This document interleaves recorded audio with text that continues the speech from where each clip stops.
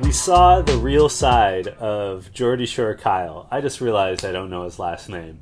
We just saw the real side of Geordie Shore Kyle. Hold on. How many people's last names do we actually know on the show? Period. I know a few of them. I know Brad Fiorenza. Okay. CT something.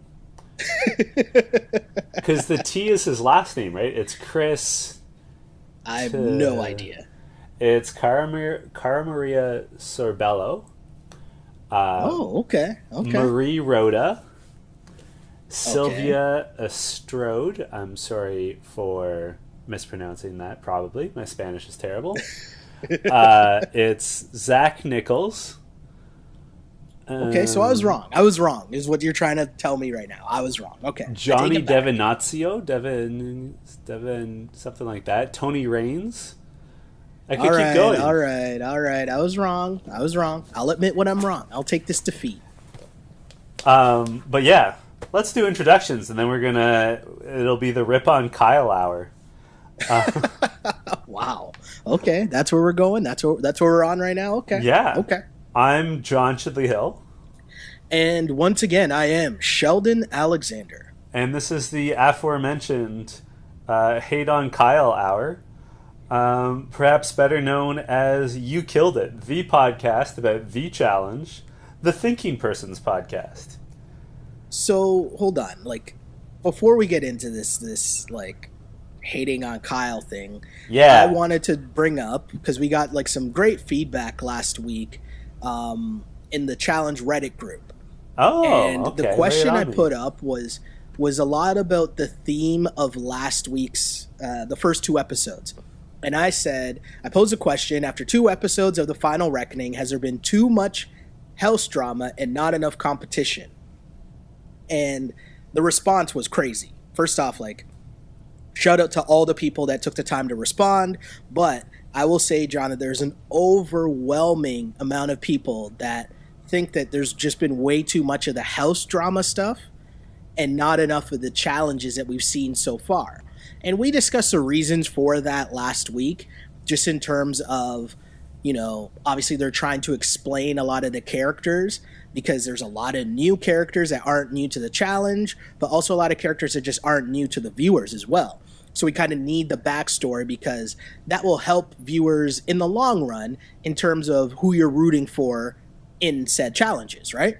Right. But we talked about that, and I was kind of wondering if it was just us or if the people agreed too. And I think that the people agreed overwhelmingly that there was way too much house drama. And so I'm going to kind of throw out the same question after this episode as well, because there was a lot of house drama in this episode. But once it got to the nitty gritty of and also too, sorry, I want to explain the difference between the house drama and house drama that involves the gameplay. Yeah, right? Because I think those are 2 different things. Yeah, the politics and the house drama involving gameplay, who they're going to vote for. I'm here for all of that stuff. What I'm referring to is the house drama of the relationship stuff and all that. I care a little bit, but not nearly as much as they've been showing over the first 3 episodes, I'll say now. Yeah, that's fair. Someone did mention this, and I don't know if this is true, but we're doing a podcast here on a reality show. It's not like we're trying to be newscasters here or journalists in this actual form. I know you are an actual journalist, John, but in this So are you. Loosely. But someone in the group says that blame the new executive producer who used to produce Bad Girls Club. Oh.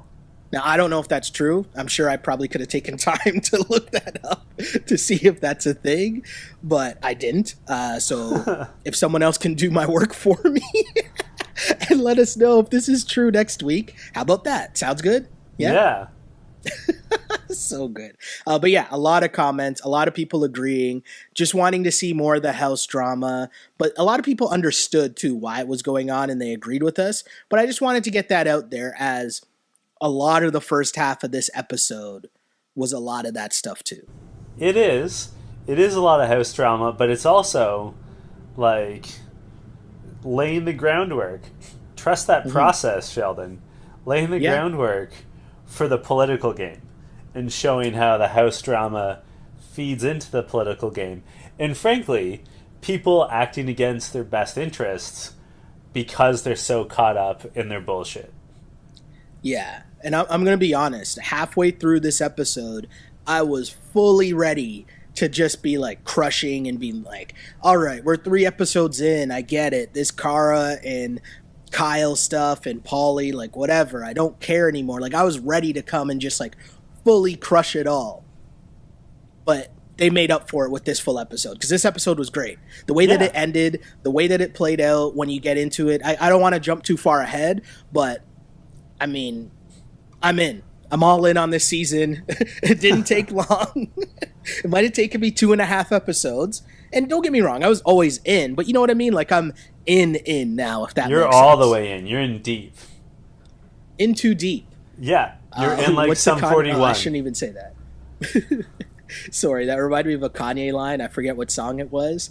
And I don't really like referencing Kanye as much as I used to for obvious reasons. Yep. Which I won't really dive into. I think it's pretty obvious. But he used to have a line that said, I was in too deep like Mackay Fife. Huh. But the bleep is too deep. I could have drowned twice. Anyways, went off topic. Sorry, I apologize. I'm too hyped right now off this episode. That's where I'm at right now, John. Reel me in. Where are we starting? I just like that I went with a Sum 41 reference with In Too Deep, and you went with Kanye West. Kanye West talking about sleeping with Amber Rose. Yeah. Man. I went with that is Sum funny. 41 for that crucial CanCon, that Canadian content. As But if this is our why we accents work. weren't thick enough. But this is why we work, right? Because we cover such a vast array of references, right? It's true. A little bit of something for everyone. Yeah, that's right. Just keeping it spicy. Broad demographics. Exactly. All right, where are we starting here? So we're going to start with your girl Veronica. Because okay. she and there's someone else, maybe it was Brad, they explain in Confessional, in the one-on-ones, that the problem politically with this season is that your alliances are not necessarily your partner's alliances. Yes. And so, like, you guys have to not just agree on who to vote for, but not, like, overpromise to your alliance members because you can't. So it took me, I thought about that, because, like, that really sets up the whole episode, and it's probably going to set the tone for the whole season, because what it really shows is, like, the people whose alliances, like the groupings, the pairings alliances that overlap the most will have the best, will have the easiest time of it, right? So, like, in theory, Johnny Bananas and I think Tony are actually in better shape because of that. But here's the thing, though. The numbers in terms of the overall house, I feel like, in a normal season, yes. In terms of competition, I think they're fine. But I feel like the overall numbers of the house, it's almost like there's enough people now for the non-challenge people, if they're smart, to all form and be like a crew. But I don't think we're there. Like, we don't really know where the house kind of divides yet, do we? No, but I was thinking about how I would love to see a flow chart of all the alliances. Cause I don't know where they are, really, to be honest. Like, I would have no idea. Like, you would assume, okay, Johnny Bananas and Tony are going to work together, so you assume that also means Zach is going to be with them, right? And I guess that would mean NCT is going to be with them, which obviously would lead you to believe that Amanda and Veronica obviously got to roll with them because of their partners. Would you assume that Tori would join in with that crew? Is Kara in with that crew? I mean, do you know what Kara I mean? Like, and it's CT weird. are buds. True. But, like, I don't know that Kara's really rolling with those guys. And, like, I could see Brad and Veronica getting along as old-timers. But also, do you want to, like, if I'm Johnny and them, like, I probably want to stay away from this whole Kara and Kyle and Paulie stuff, right? Like, that's 3 teams of just drama, no? Yeah. So it's like, it's very conflicting. It is. You touched on something, though, how at this point, the new school, the non-real world people, and to a lesser extent, road rules, I guess Shane is the only road rules person, or was Veronica? I think Veronica was road rules. But essentially you're talking like Big Brother, X on the Beach, Geordie Shore.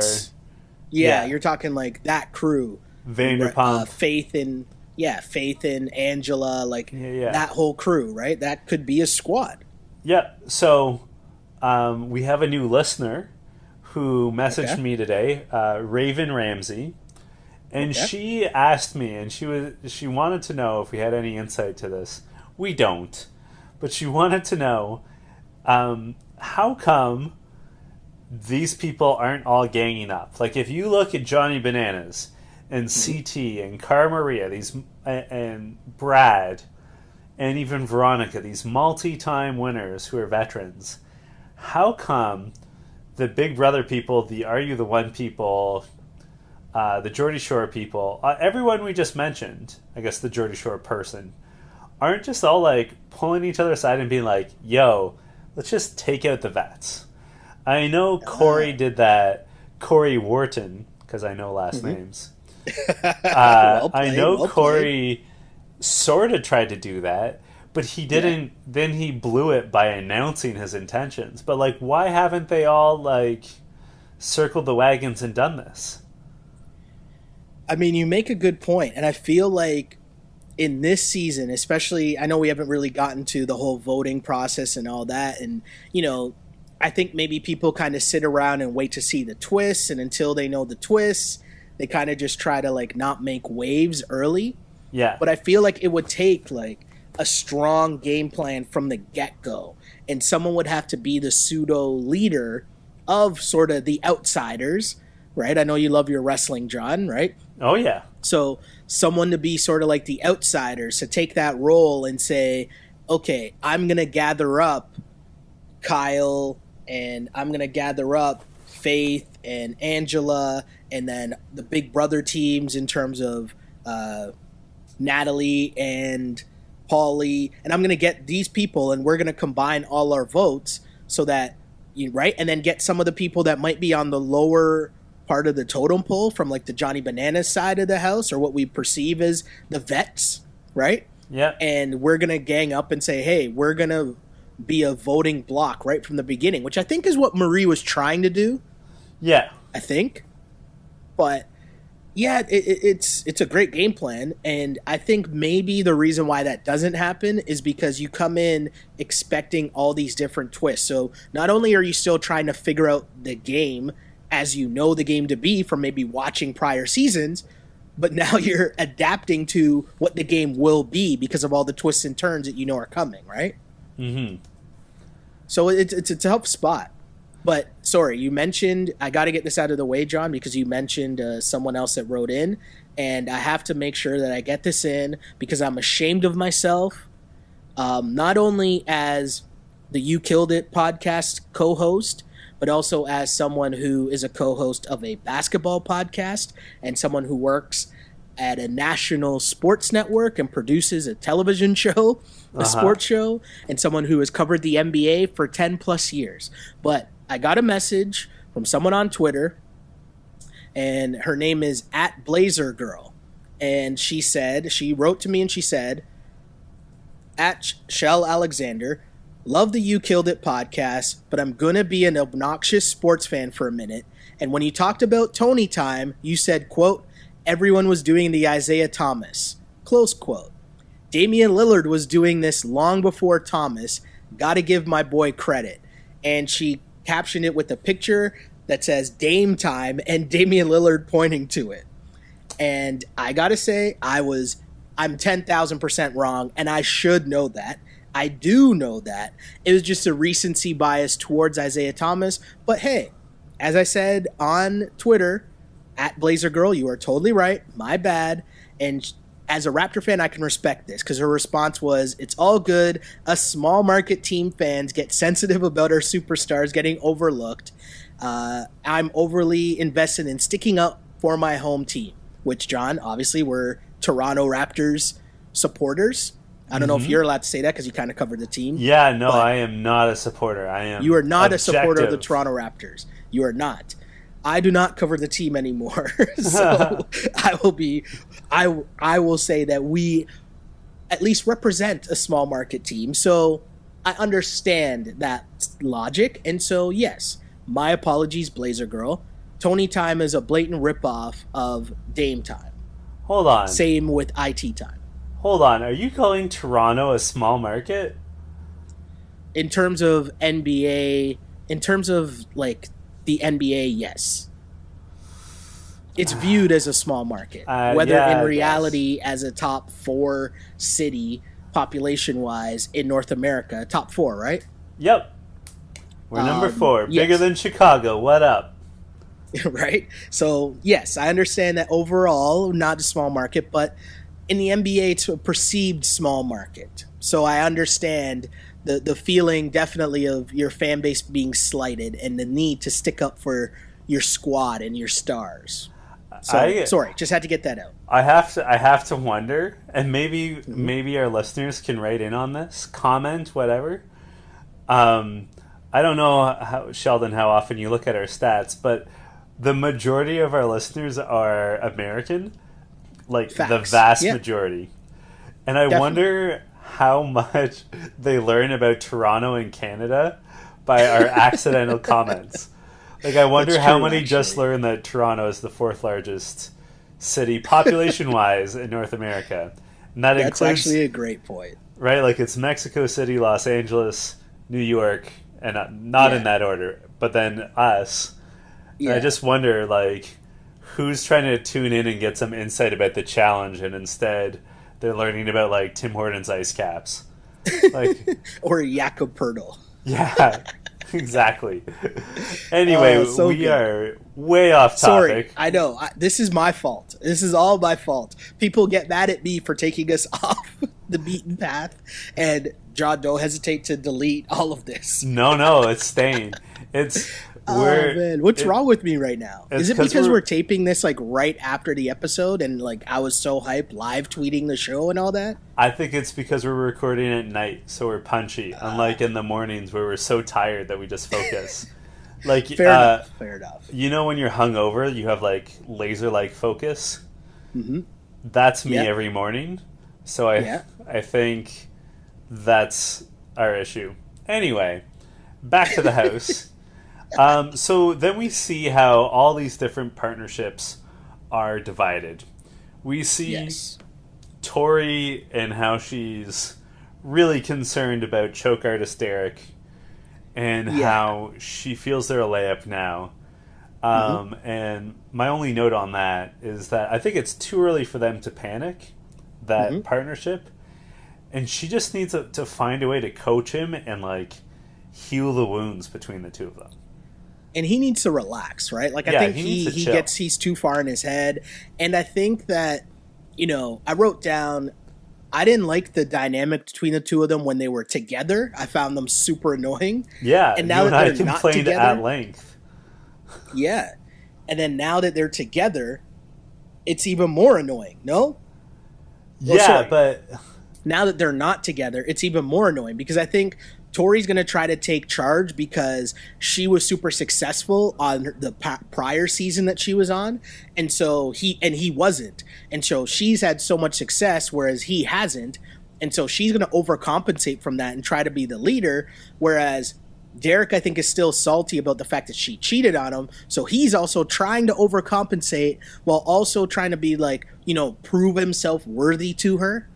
Yeah. Right? And I think that makes for the awkward tension that we're seeing so far. But he's clearly still salty, right? Oh, yeah. And he admitted as much. Yes. Yeah. And I don't blame him, for the record. I don't blame him for that. No, I don't. I don't either. I don't envy the position they're in. Then Johnny Bananas stirring up the Kyle, Cara Maria, Faith, Polly issues by telling Kyle that Marie Which he told should him. have. Johnny Bananas didn't even pretend. Like, they could have like done another take on that because I feel like it looked too set up. Yeah. No? Yeah. Yeah, well, but like I think this is Johnny like trying to manipulate an issue between I guess it's 4 teams Yeah, it's 4 teams. Yeah, essentially, yeah. Which is smart strategy. Like, just set it off. Mm-hmm. Right? Like, that's how you stay safe, right? You and I say this every season. The first 4 or 5 eliminations, the name of the game is just keep your head down. For sure. Definitely. Right? Definitely. I thought Brad was super smart because later that night, he gets Kyle and he's like, hey, let's go get Polly and just, like, have a talk, the 3 of us. I don't think it went well. I don't think Polly really dug himself out of the hole.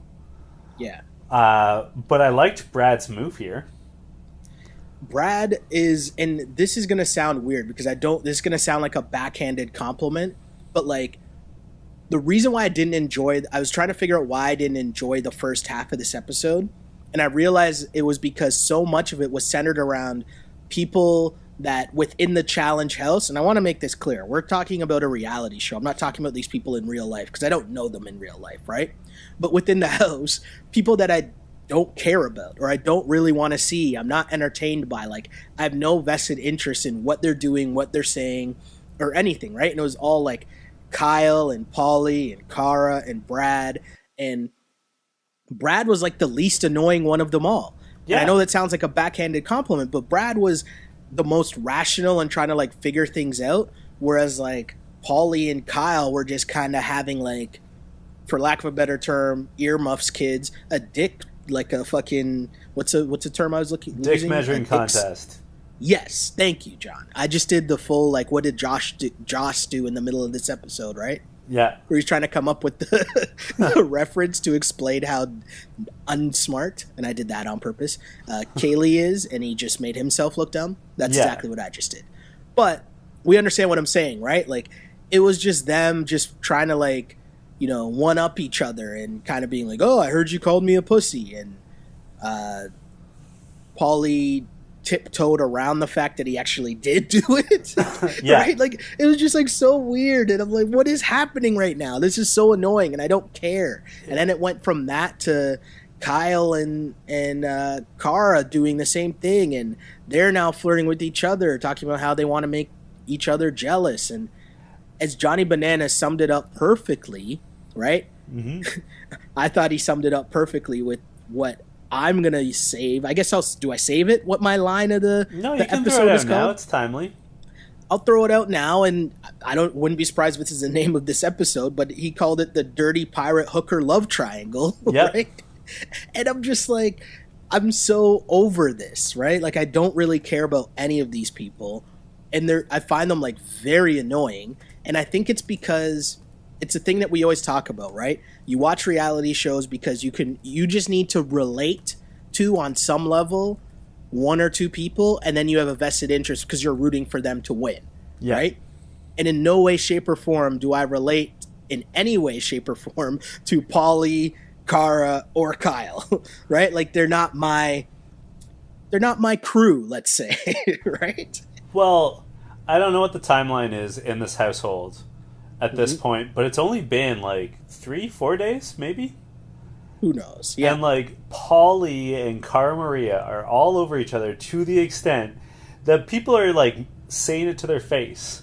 Like, Natalie is sitting them down and being like, hey, Cara, you're going to get me kicked out of the house because you can't keep your fucking hands to yourself. And, like, no one's, like, saying to Polly, like, hey, Polly, what about your girl back home? And, like, Kyle's unbelievable, where he's like, yeah, I'm jealous that you're making out with your new boyfriend.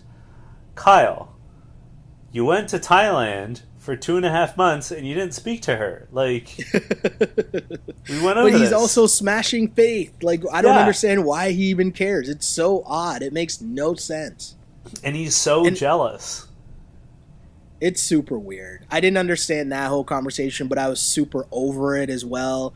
And then from that to Shane having beef with Kyle, but it kind of almost seems like Shane just has beef with a lot of people, right?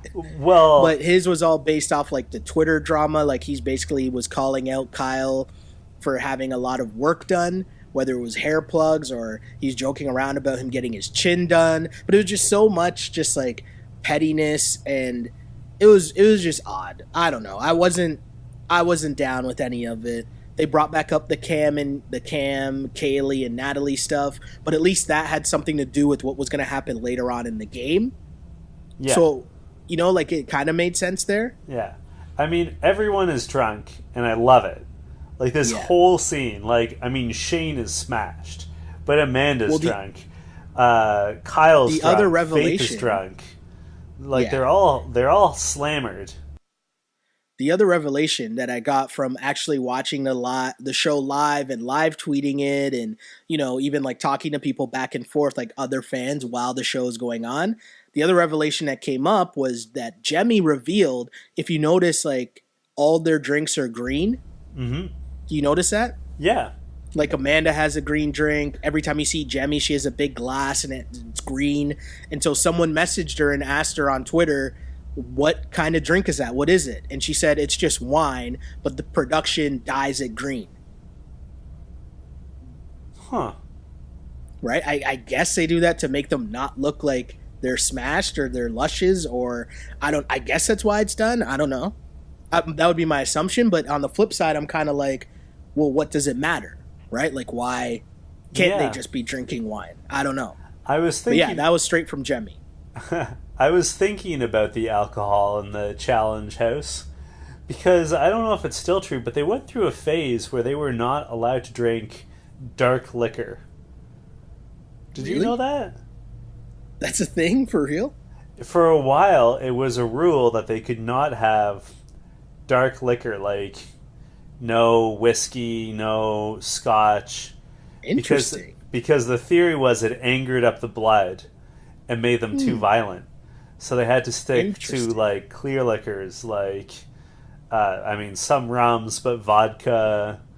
Obviously, wine is allowed and beer is allowed, but I feel like I got to do some investigating on that. I feel like there's certain people that I might be able to message to find out some more information. Yeah. And I'm not going to say their names because I don't want them to get in trouble. But yeah, I'll just stop talking. I gotta say, though, the Natalie and Cam conversation was nice. Mm-hmm. I think it is ridiculous that Kaylee is mad at Natalie. Yeah, I don't understand what her angle is. Like, I don't understand why she's mad at all. Like, I really don't get why because she stood by when her stuff was thrown off a balcony and didn't, like, discourage it and that she was involved. But, like, the event leading up to this was Natalie finding out that her showmance and Kaylee had a thing going on. And the way it had been told to Natalie, and Johnny Bananas never stepped up and, like, addressed it, was that it was an ongoing thing. Like, that's, if you go back and watch last season, Nelson made it sound like it was an ongoing, still going thing. So interesting. So all Natalie did was be upset, which is her right, and then, like, stand back when other people trashed Kaylee's shit. And even if she had been directly involved in Kaylee's stuff being thrown over a balcony, it's not the same as the real-life damage Kaylee did to Natalie by outing her sexuality. Like, those are not equivalent acts. No, not at all. And also, too, like, it just doesn't make sense that she... Like, even in this moment right now, I wish I wrote down exactly what Kaylee said in her confessional, but you can tell, like, even in this moment right now, she still doesn't think that it's that big of a deal. Yeah. Right? Which is even more weird to me that she doesn't understand that. Do you know what I mean? Like, it still seems so odd. It's like, wait, how do you not get that this is a thing? Like, she was saying, I think she said something to the effect of, all I did was call her out for liking women or something like that. And it's like, wait a second. Like, how do you not understand that's a really big deal? Yeah. Well, and Natalie said in an earlier episode, she hadn't even told her parents yet. Exactly. Like, that's... Exactly. I don't know how Natalie's parents handled that, but, like, that's not right. Like, that's an important conversation between a daughter and her parents. For sure. And you can even tell, because if you remember back on the reunion show, they alluded to her making out with Veronica. Yeah. right? And they kind of like tiptoed around that, and it was mentioned, but they didn't really get into it. Obviously, we didn't see it, so you could tell that it was still kind of like not an open conversation, let's say, yet. Yeah. For public consumption, anyways. Yeah. So it's but yeah, not the equivalent. Sorry. Definitely not the equivalent, but I don't know, that whole side of it still setting up what that at least was setting up what's going to happen later on. Kara and Kyle, they have their conversation where it's just super weird. Yeah, and I have to say, I thought Cara Maria made a great point when she said Kyle's mad that Paulie is giving Cara Maria attention. Why isn't Kyle giving her attention? Yeah. Right? And that just comes off, but she could be doing, but she's playing the game too. She is, for sure she is. But like, Kyle, if you still have feelings, act on them. Don't go and bang Faith in the bottom bunk and piss off Kaylee for doing it. You know what I mean? I guess you can take the boy out of the Geordie Shore, but you can't take the Geordie Shore out of the boy. But like, come on, dude, what are you doing? For sure. I think that's definitely a thing. And I also think that they definitely came in trying to like play up this angle and make it a storyline and make it a thing. Right? And I could see them like playing it up because I can't really see him actually really caring that much. Do you know what I mean? Yeah. I think he's probably more upset because it's hurting his ego more than he actually wants to be with her. Yes, exactly. I could definitely understand that. Yeah, and then that leads him to hopping into Faith's bed. Faith, I guess, lets it slip that her and Kyle already slept together. Yeah. But I don't know. I don't know what Faith's deal is, but at the end of the day, I also wrote down, I'm so over all of this. Like, this whole love triangle, I don't care about at all. I'd like to ask if people at home care. You know, I want to know what the viewers think. But John, do you care about this triangle? If this is the only episode that really centers around it, I'm fine. But like, if next week we get another like 20 minutes of this, yeah, I'll be pretty over it. You know what I mean? Fair enough. I'm at my limit, but I'm not over it yet. Totally agree with that. But I will say, John, it was a welcome sight for me when Johnny Bananas and CT popped up. Yeah. And even though I might not be the biggest Johnny Bananas like fan, like I'm not rooting for him, he is great TV and he is great for the show. But it was a very welcome sight just to see him, and especially CT, right? Can't ever get enough of CT. CT is just jokes. But what do you make of CT saying that him and Veronica are team layup? Do you look at it that way? I think he said that before it was really revealed how the eliminations will work. Mm-hmm. And I think that changes things because even with Veronica on his team, I think people are terrified of CT in eliminations. Like if you were to list the people in this house who excel in eliminations, he's up there. Yeah, and I don't think people want that smoke. Like, they don't even want to test it, regardless of what the challenge could possibly be. They don't want that smoke with CT at all. And, you know, regardless of whoever his partner is, I just don't think that that's something, especially early on in the game, that people are worried about. Yeah. Right? Or they want to worry about, if that makes sense. Sorry. I think his assessment is correct, though. CT's assessment is correct. That sooner or later, he and Veronica are going to have to perform to protect themselves. For sure.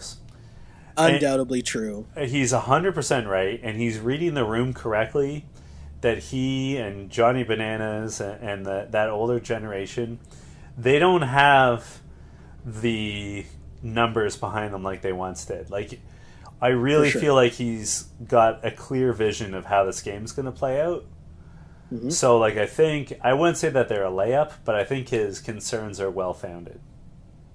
No, I agree with that. I totally agree with that. Speaking of their game plan, so it might not be team layup, but I feel like Johnny Bananas is trying to lay up with Angela. Or is this just this season's version of him and Natalie? I mean, he made it sound like he needs to get close with Angela for strategic purposes, or should I say strategic purposes. Oh, I see what you did there. Okay. Thank you. But he doesn't. Like, she's not a powerful player at all. So I agree with you. It's probably a showmance. It's probably getting screen time. Mm-hmm. And, like, I think she's kind of rolling with it, too, for the same reasons. On the flip side, though, we just talked about how Johnny Bananas, like, he doesn't have the same power. He doesn't come into the house with the same amount of numbers as he used to, let's say, 5 seasons ago. So could this be a thing where he's just trying to get numbers in the house and knows that he can only get numbers by new people to the game that don't really know what's going on yet? Maybe that's it. I don't know. You think that he could, like, circle the wagons with some other people, though? Like, am I wrong? Maybe. I don't know. I feel like if you've been on multiple seasons of the challenge, you're on to Johnny Bananas' game. And you know whether you're either on his side or you're not. And if you're talking about people like Tony, who's been on a lot of seasons with Johnny Bananas, and if he doesn't trust him, right? Yeah. Then it's kind of like, okay, I can't really trust this guy. I'll take what he says with a grain of salt and move forward, but know that I can't really take in what he's saying. On the flip side to that, though, John, Angela, I think she's coming into the game exactly the same way as Natalie, in the sense that, okay, this is Johnny Bananas. I know who this guy is. I know that he's the most popular guy. I'm going to try to hitch my wagons to him, not only for the gameplay, but also for the show play in terms of screen time and storylines and making sure that I'm in a lot of episodes. Yeah. What do you think about that, John? I agree with you. Like, I think that's what she's doing, but I think that is an exceptionally poor strategy. Okay. Because fair enough. Who has a bigger target on his back in this game than Johnny Bananas? Very true. He comes in with the biggest target of everybody. That's definitely true. And as we just finished saying, I'm not convinced he's in a position to help himself, let alone Angela. Right? No, totally true. No, like, I agree with that. There are in a way, like, you'd be better off flirting with a Nelson. Or, like, someone who is younger and single and popular. Interesting, yeah. Makes sense. Definitely makes sense. Mike, did Johnny Bananas say that, like, I guess they were cuddling the night before, or they were in bed together, whatever? Did he say that he was smelling her musk? Yes. He did say that. I didn't get that wrong? That was the thing that happened? Yes. What? Like, he's good at getting camera time. What could I say? I'll give him that much. He's good at getting camera time. That's very good of you. So let's get to how this, like, TJ shows up to the house, right? Yeah. And now this is where we find out how the votes are going to count, right? And the power vote basically is for the team that ends up winning the prior challenge. They find out that they get 2 votes, right? That's just the first twist, though. The second twist is that all the votes will be done in private. So now everyone, like, there's just going to add more drama, no? TJ says it'll eliminate the burn votes and all that stuff, but what do you make of these 2 twists in terms of, one, the power team getting 2 votes, but also now all the voting will be done in private? I love how Brad nodded at the phrase power vote as if he understood what it meant before TJ even explained what it meant. He's like, power vote, of course. Yeah, yeah. He's got the power. Yeah. Just like Snap. The lyrical Jesse James. I know Snap lyrics. What up? Oh, man. I like the secret votes. I like the twist that comes later on. I think the power vote makes sense. Like, you got to give, aside from being safe from elimination, you have to give the winning team some sort of power. Yeah, like because you don't want to run in. I forget what season it was, but there was a season where people started like throwing challenges on purpose. Yeah, you don't want that. No, you don't want that at all. So I think it's good to have that extra incentive. I totally agree with you there, John. I don't love the deliberation room that they showed us. I know they had the deliberation last time with the Troika and Vendettas, but the thing is that now those like deliberation sessions, like that must have taken them a morning to film, right? Yeah. With sure. each team going in and debating whether or not to put up each and every single team except for one, or I guess two, like themselves and the power team. Like, ugh. And like, so go ahead. No, I was gonna say, like, I like the vote in private. Like, it makes me think kind of like Big Brother. Right? Yeah, I like the vote in private because it adds an extra level of strategy, right? Because what ends up happening a lot in Big Brother is you think you're in an alliance with someone, and then the house flips at some point, and then there's somebody that's lying about who they voted for. So that just adds that extra layer of, okay, well, who lied about their vote? Who voted to get this person out? And you'll never really know because the votes are never revealed, or so we think. Right? But in terms of how it was explained, I thought it was super cool, and it added a super like interesting level of it. And I also like the fact that it's getting rid of the burn vote, because I think that's kind of, or it's an attempt to get rid of the burn vote, because I think they'll still figure out a way to do that. But it made me wonder, though, like, is this a thing they're going to do? Like, are they going to follow the same sort of structure in terms of how the voting goes down, how the votings were revealed, as we found out later on? Like, is it going to be the same thing over and over again? Yeah. Or is it just going to change every episode? Because we got that trailer at the end that showed the, what was the double X thing? What's that called? Remember they have to pull it out, but it's called something. There's a name for it, and I totally forget what it is. The double cross, yes. The X is the double X thing, the double cross. I'm such an idiot. Wow. What's wrong with me, man? What's wrong with me? Jeez. Nothing. No, but I just wonder, like, how it's going to go. So my question for you, John, is because Jemmy, again, if you're not following Jemmy, first off, I don't know what's wrong with you. There's definitely people that you should be following while the seasons are going on, because they're just super annoying. Nope, that's not what I meant to say at all. They're super entertaining, right? During whatever's going on, but while the season's going on and while the episodes are on, you definitely should be following Jemmy. You should be following Marie. Like, these people are super entertaining and funny, and they interact with their fans as well. Yeah. But Jemmy brought this up, and obviously she's watching this all because, remember, they're in the redemption house, right? Mm-hmm. So they're almost like a viewer watching what's going on in the house at this point as well. So she says none of these idiots in the main house realized that they were just voting for somebody to go in, but there was nobody for them to go against. Yeah. And then TJ makes a big deal about secret voting, ?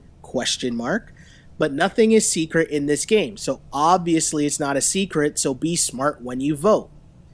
Do you think that's hindsight, or does Jemmy have a point, John? I think Jemmy has a point. People should have realized what was going on? Yeah, they should have been like, wait, who are they going to go up against? And like, when he told, especially when he told them all that they had to pack, and that they should all be ready to go. Yeah. Like, that was a pretty big hint. For sure. No, I agree with that. It was super weird in the sense that, you know, you always got to be on your toes. You always got to be paying attention to what's going on. And you mentioned that you weren't really down with the whole, like, deliberation angle of it and seeing each of the teams going in. I kind of didn't mind it at all, because I feel like that's going to be a very interesting plot point going forward, because as we talked about earlier in this episode, right? A lot of the teams are split in terms of who their alliances are within the house. Yeah. And so how you break down this vote right? Like how they come to whatever conclusion or who are you going to let win, for lack of a better term, is going to be super interesting going forward. Yeah. And we saw that right away, right? With Cara and Marie. Yeah, with Cara and Marie. I was about to say Cara Maria. What is wrong? I'm really losing it right now, John. I don't know what's going on with me. They're going to have the hardest time. Like, of all the teams, they are the least on the same page, it seems. Definitely, but I thought it was super smart that Marie brought up, let's not tell people who we voted for. Right? So smart. Because I think it's so smart, and it was smart because, as I just mentioned, right, you want to have that ability to maintain your relationships despite your alliances not being the same as your partner. So what better way to do that than to not reveal who you actually voted for, or at least both go out with the understanding that we're both going to lie. Yeah. Right? Like, whoever we voted for, we're going to tell that side of the house, oh, no, we voted with you. Like, that needs to be your game plan. Except for the fact that, what does Cara actually do, John? She immediately turns around and tells Natalie and Tori who Marie wanted them to vote for. And you know, when Marie said, like, don't tell anyone who we're going to vote for, she was speaking specifically she specifically said Natalie and Polly. For sure. Like, definitely. She was crystal clear about it. I agree with you 100%, and by extension, our girl Marie, that the thing to do is to keep it quiet. And, like, at this point, they think their votes are going to remain secret. Mm-hmm. So, like, if 5 people or 5 pairings vote for one team and that team comes back, let them wonder who voted for them. Like, if your hands are clean, mm-hmm. like, all the better. I don't know if you know this. Let's do a quick little historical dive here. But whenever they execute someone by a firing squad, one of the guns will not have a bullet. Have you ever heard of that?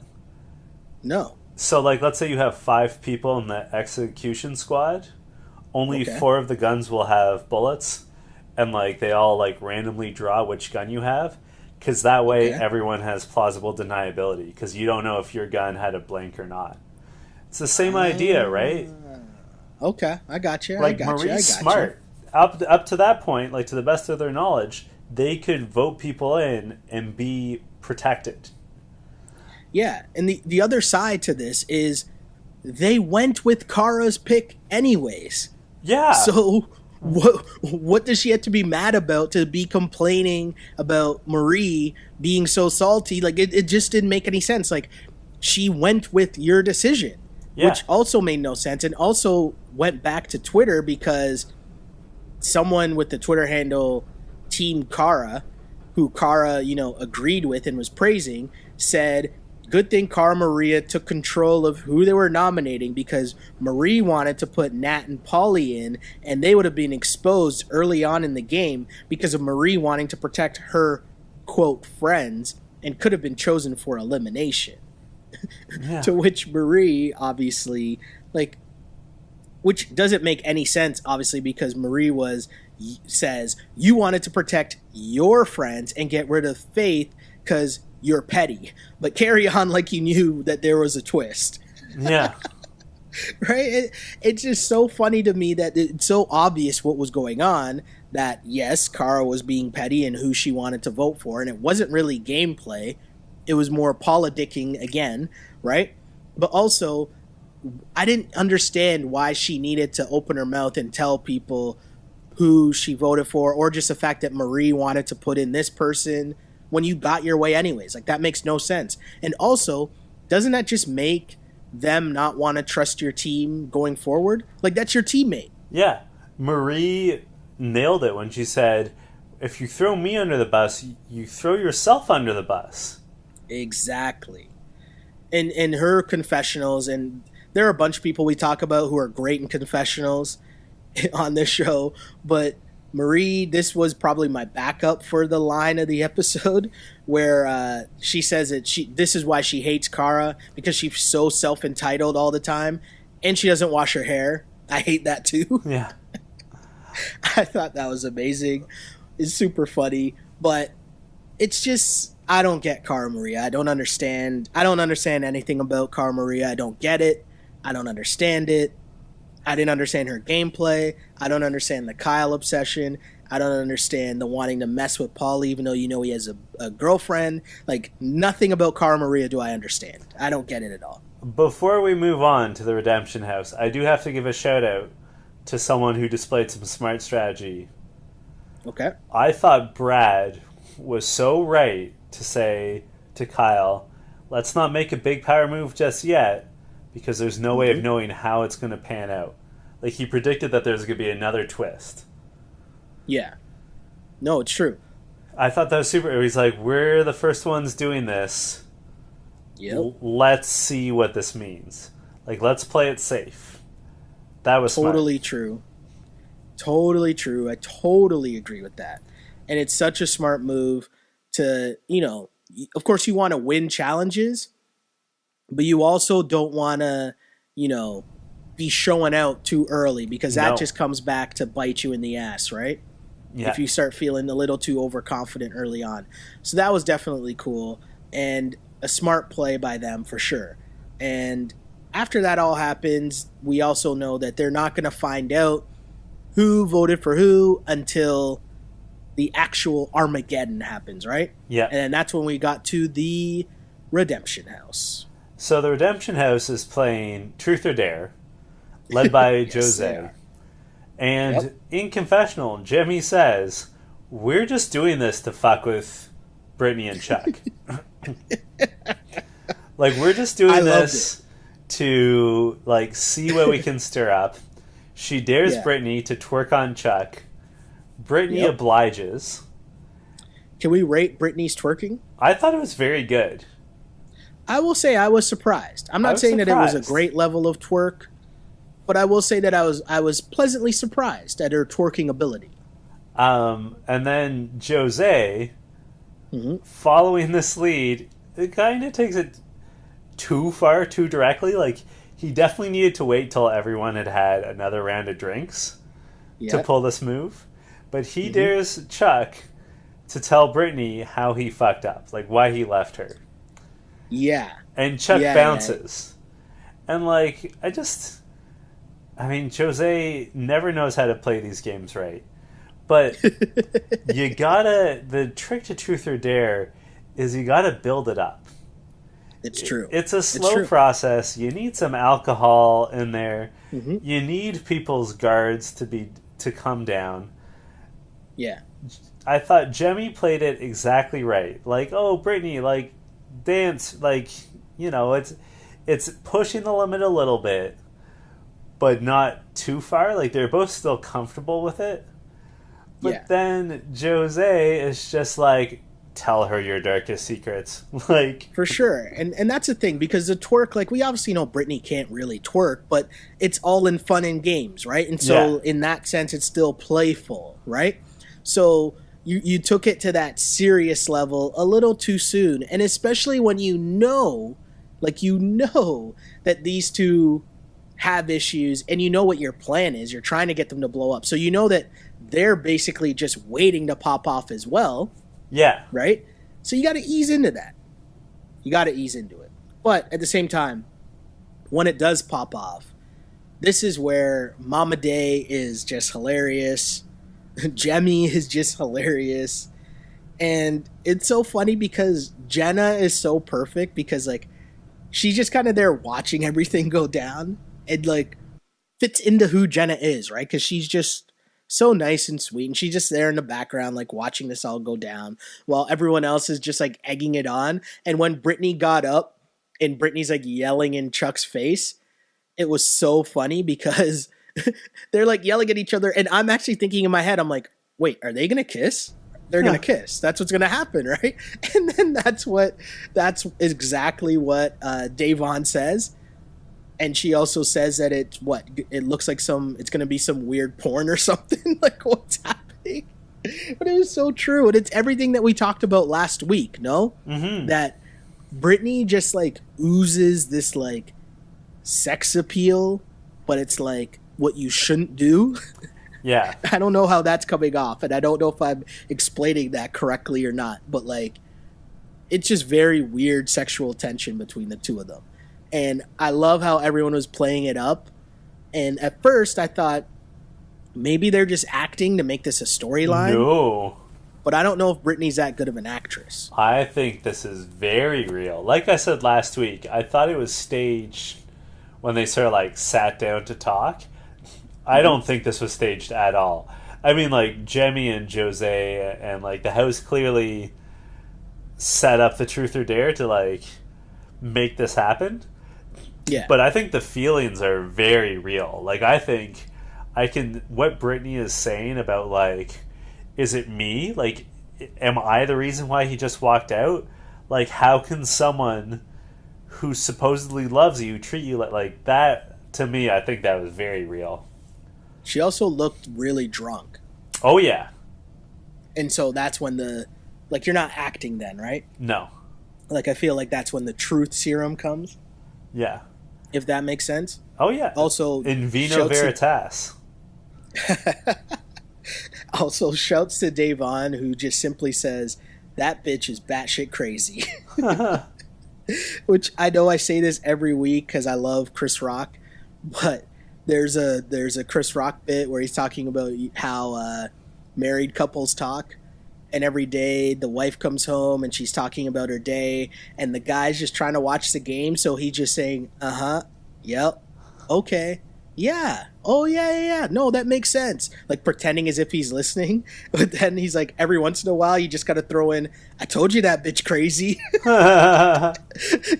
he's like, because every woman has that one bitch she works with that she just can't stand. And it's just the way that Davon said that, that's what that reminded me of. But yeah, she nailed Brittany, it. Yeah, Brittany, yeah, I don't know.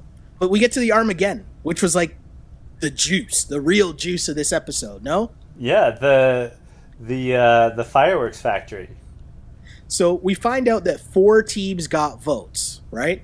And it's Paulie and Natalie, Angela and Faith, Joss and Sylvia, which seemed kind of random to me because I didn't really understand where that came from, and then Shane and Nelson. So the most votes went to Paulie and Natalie, but then there's another twist. What was that? That if you voted for the person or voted for a pairing, they A, get to find out who voted for them, B, get to pick amongst that group who they're going to compete against in elimination. Mm-hmm. So my question to you, John, is I don't know if this was explained or if it was left up to interpretation on purpose, but did they have to choose someone that voted for them, or could they have voted for anybody? No, it had to be who voted for them. Okay, that's a part that I wasn't sure about. I wasn't sure if they explained that in particular, but overall, what a great twist on so many levels. Because even if Jemmy was right, and they should have known that some twist was coming in the sense that obviously you're voting for one team to go in, but how are they going to decide who the other team is, right? Yeah. The fact that they were going to, reveal the votes and then have the people pick someone who voted for them, that's too many twists all rolled into one, right? So, even if you thought you were ahead of the game, I highly doubt that anyone would have predicted exactly how that would have played out, right? Yeah. So, overall, so you're in on that twist? Before we get to, who they picked to go against, you're in on that twist, though, and how it all played out? I am so in on this twist. It is... I feel like they've gotten a little, twist crazy in the past few seasons. Yeah. They're addicted to the twist, which sounds like a late 90s rap song. But I love this. I think it's so good. And it's really going to shape how people vote. Because do you vote for someone that no one else is voting for so that you're safe? That you can't then be called in? Or do you vote for teams that you think are layups so that if you do get called in, you can take them You out can beat yourself. Yeah. Mm-hmm. Yeah, It's really super interesting. tough. It adds like such a different level to it, and I guess the first team that we see it play out goes with that latter scenario, right? Because Paulie and Natalie got to see who voted for them, and essentially the people that voted for them, it was Sylvia and Josh. I keep calling him Josh, maybe because Josh doesn't sound like an actual name that I'm used to. Yeah. Like I don't know another Josh. No. Do I know another Josh like in the history of my life? I don't think so. No. But anyways, it turned out to be Sylvia and Josh, Amanda and Zach, Brad and Kyle, Kaylee and Cam. My question to you is, who would you pick if you are Paulie and Natalie?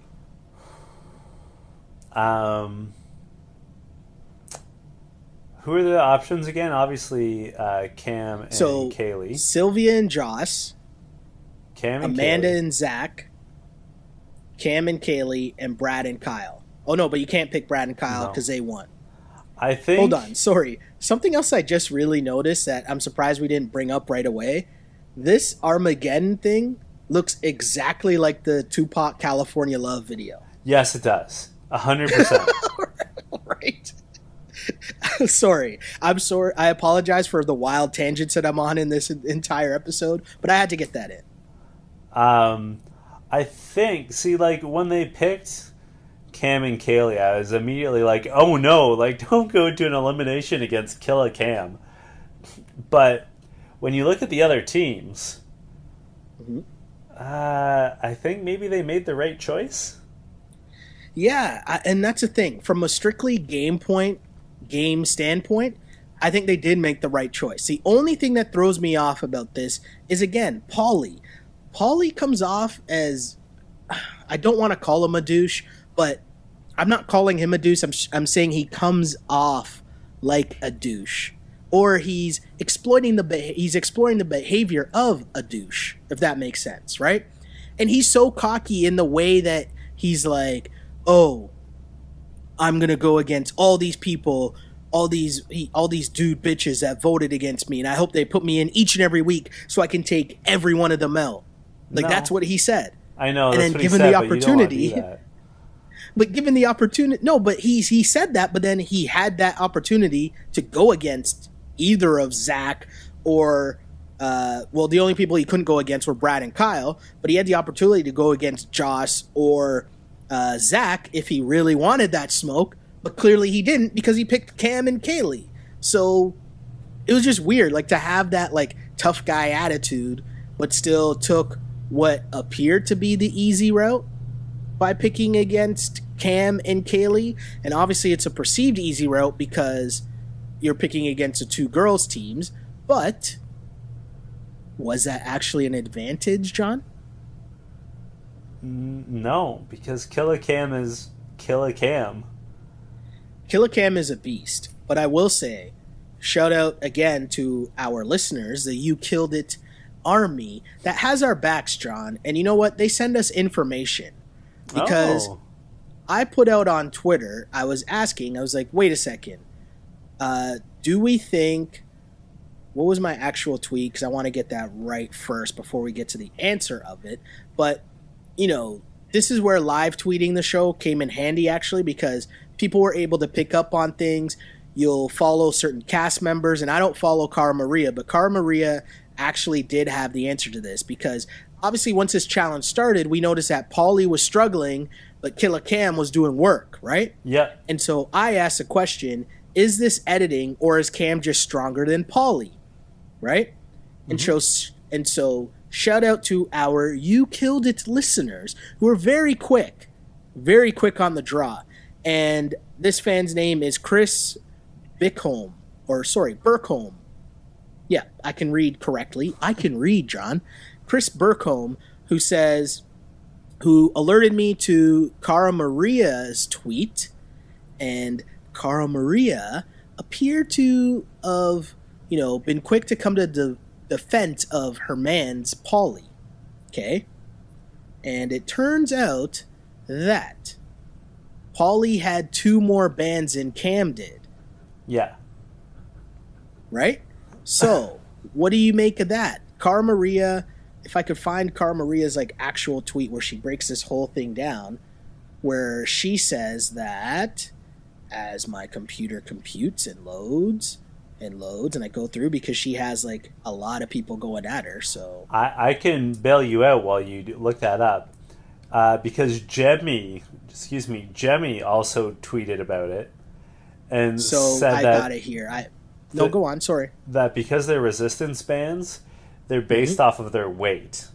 So there's like a formula. So like, if you weigh 180 pounds, you have like 6 attached to you. Like they had a formula to work it out. So it's the same amount of resistance based off of your weight. It's all dependent on your weight. Oh, so Cara Maria is just trying to cape for Paulie here because she says, PSA, Cam and Kaylee crushed it. Killer teamwork. But Paulie was given 2 thicker and shorter bands because, quote unquote, equalizer. Had he had the thing stretched to the max, it was barely enough to grab a piece. But again... she seems to be countering that. Well, I mean, in fairness, Jemmy was not there. But Jemmy's angle was she saw people complaining about how it was favored to, like, help the all-female team. But, like, at the end of the day, they both got all the pieces into the cage, and Natalie just didn't get it done. So, yeah, I mean, it's interesting. I think that because she used a term, the equalizer, that sounds like something that might have been a thing. But if that's the case, why wouldn't they say that on the show? Yeah. Right? Like, I feel like that would be something that would be explained, and it would make sense, right? Like, nobody would argue or be like, wait, why would you make it harder for him than her, right? Like, that seems like it would be something that would be explained and most people wouldn't have a problem with, right? Yeah, I'm with you. Paulie, there's a lot of defense being thrown up here, and Paulie says as well, because we were talking about who the decision was, right? Or who they should have chosen to go against. Mm-hmm. Paulie says, I wanted Joss and Sylvia and Zach and Amanda. Zach saved us first challenge. Joss and Sylvia got hammered the night before, and the doctors were seeing them that morning. Was the time to take a shot at a solid team. Cam and Kaylee were my girls. So Sylvia's laughing, haha. My name is spelt Sylvia, but you're right, we were hungover. Love you though. I love Sylvia. Yeah, Sylvia's funny. But again, I think worrying about like what Paulie's band was or wasn't shouldn't overshadow the performance once again by Killa Cam. Killa Cam was a beast in this. I love her energy so much. Yes. Like, I love when she just flips that switch and she's just like so riled up but like clear-headed. And like she just beast moded it. I mean, you already said what your line of the show is going to be. This is my line of the show. My elimination record is going to match my GPA, 4.0. Shouts to Killa Cam. Oh, that's like a rap lyric. That is amazing. I also have to point out that wearing that leather jacket, Kyle looks like the illegitimate son of George Michael.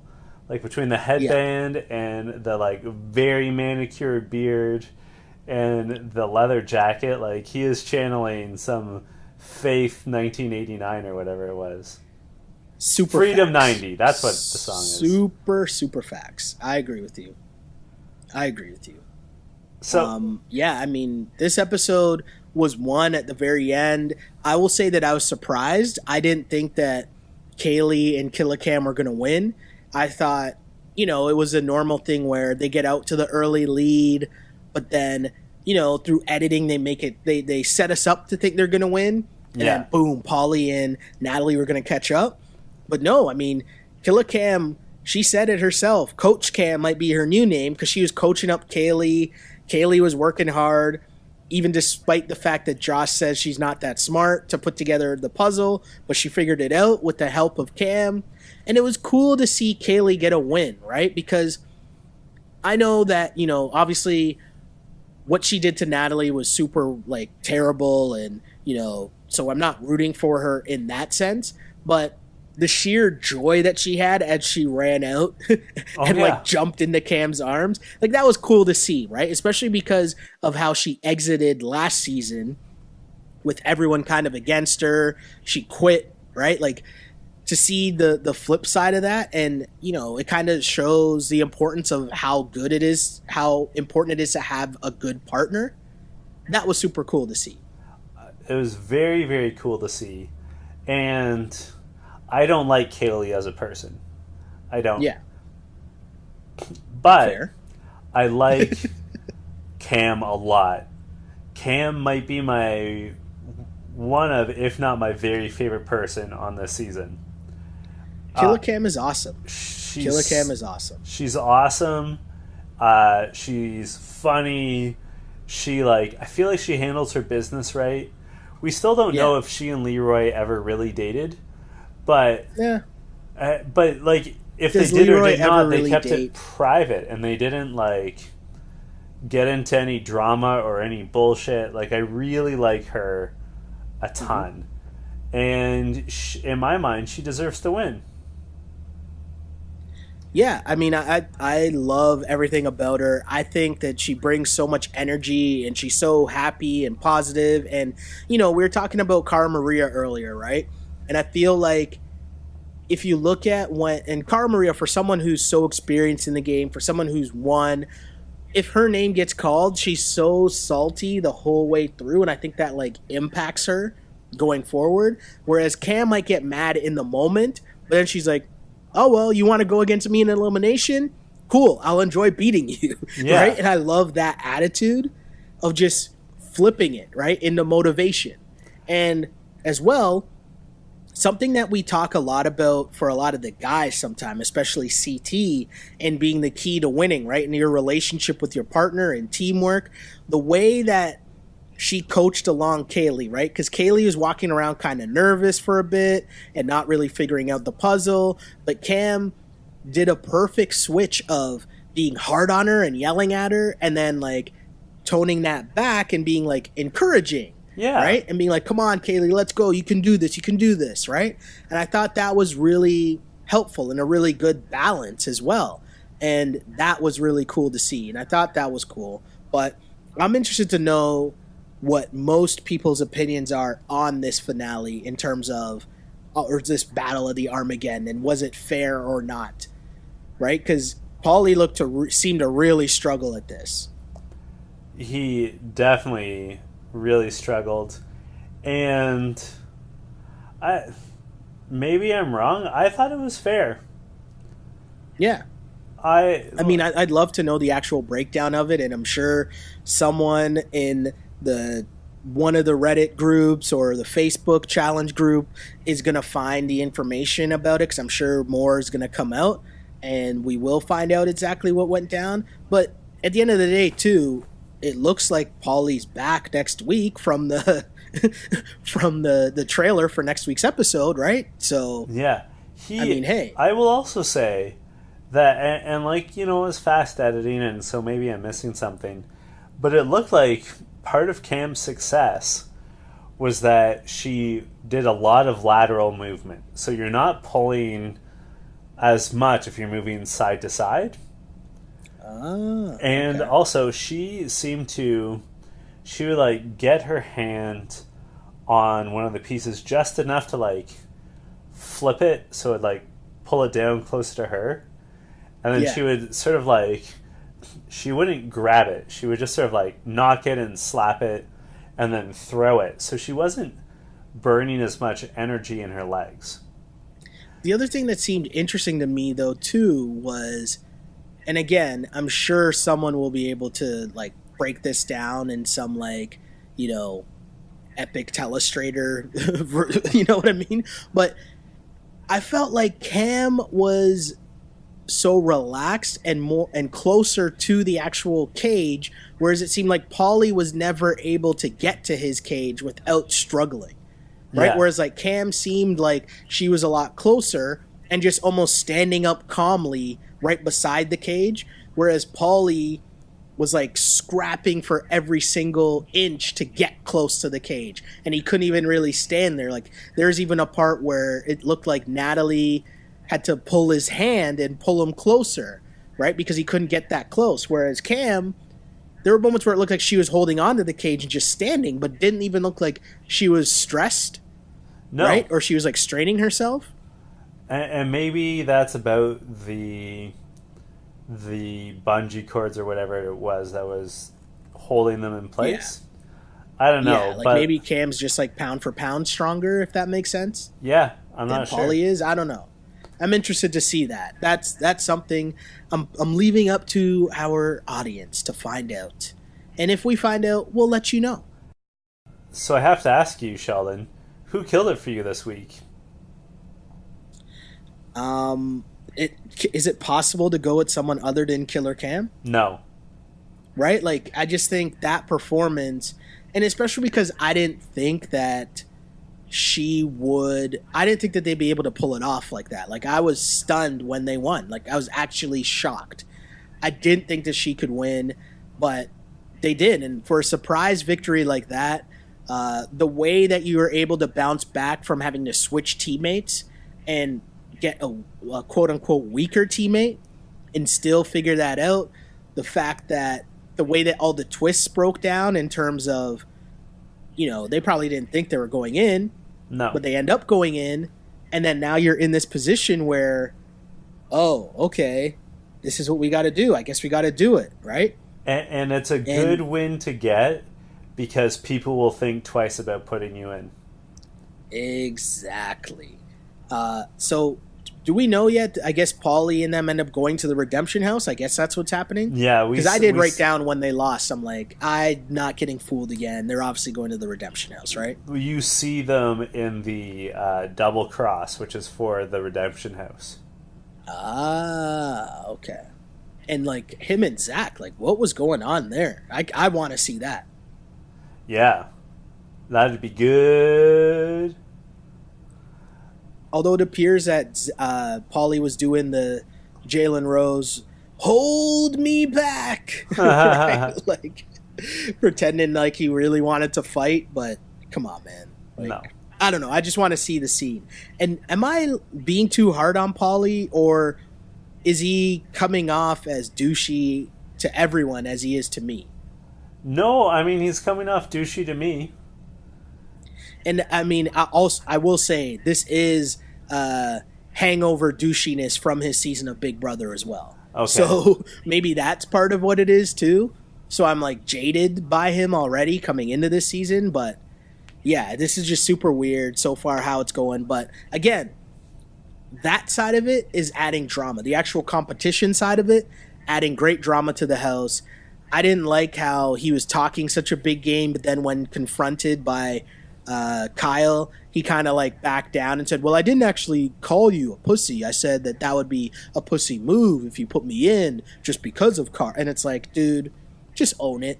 Right? Yeah. Like, you know what I mean? And and same thing too with, well, all those people that voted for me, I hope they put me in so I can take them all out one by one each and every week. And it's like, well, you didn't just do that. You decided to go against the two girls because you thought that would be easier. And then you lost. Mm-hmm. Yeah. I'm fired up, John. I'm sorry. I'm fired up. No, I love it. Where can the people find you on the soch? You can find me on Twitter at Shell Alexander, on Instagram at Sheldon Alexander, and of course on YouTube, Sheldon Alexander. You keep it simple, and I respect that. You can find me on Twitter at JChidleyHill, and you can find me on Instagram also at JChidleyHill. I'm covering golf this week, so buckle up for that if you do decide to follow me. Canadian Open week? Canadian Open week, bud. Okay. I've got a one-on-one tomorrow morning with Mr. Personality, Dustin Johnson. Hey, will Paulina be there? Maybe. Hey. It's possible. Will Wayne be there? Hey. Also possible. That is awesome. But until next week, this was You Killed It. You killed it.